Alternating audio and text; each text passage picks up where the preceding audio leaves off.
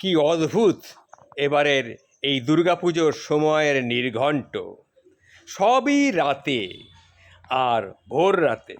ষষ্ঠীর পুজো ভোর 6টায়, সপ্তমীর পুজো ভোর 5:30টায়, অষ্টমীর পুজো আরম্ভ হবে 3:30 সন্ধি পুজো ভোর 6:24, নবমীর পুজো ভোর 3:30, পুষ্পাঞ্জলি 4:30, নবমী দশমী একই দিনে 30 অর্থাৎ 4:30 নবমী আর দশমী। বুঝতে পারছেন, সকাল 7টা 3-এর মধ্যে দশমী পুজো সমাপন। এমন পূজা আমি কোনো দিন দেখিনি। এবারের সত্যি অদ্ভুত সব কিছু। সারা রাত জেগে মায়ের পুজো এবারে মাতৃশক্তির। মায়েরও আদেশ যেন রাত জাগা। কি বুঝছেন? ভাবলে অবাক হয়ে যেতে হয়।